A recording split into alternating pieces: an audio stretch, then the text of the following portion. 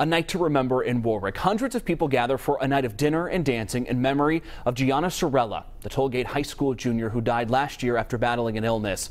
Eyewitness News reporter Kim Kalunian and Roadshow host Will Gilbert were hosts of the event, and tonight Gianna's mom talked about her mission in honor of her daughter.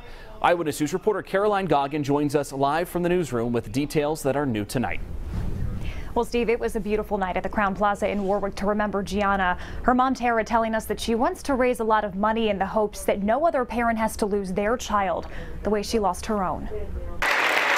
A packed ballroom. Hundreds of people come together to remember Gianna Sorella and to fight the disease that claimed her life. I'm already beginning some work with on a committee at Hasbro to start working on sepsis awareness and fighting sepsis, and also working with families at the hospital that have been affected. Gianna tragically died last November after battling sepsis following a diagnosis of pneumonia. She was a junior at Tollgate High School, a goalie on the varsity girls soccer team. And she taught us that we are all on the same team and we need to take care of each other. Friday night, she was remembered at a gala and silent auction in her honor.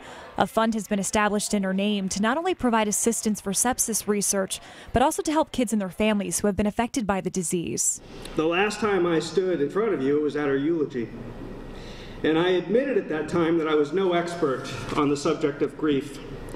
And I said that fear, to me, seemed like the scariest emotion that we had to deal with. The fear that Gianna could somehow be forgotten. But Friday night, a room full of proof she never will be.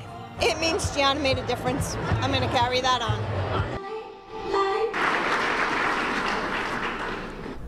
And if you would like to donate to the Gianna Sorella Memorial Fund, just head to our website, WPRI.com. I'm Caroline Goggin, Eyewitness News. Thank you, Caroline.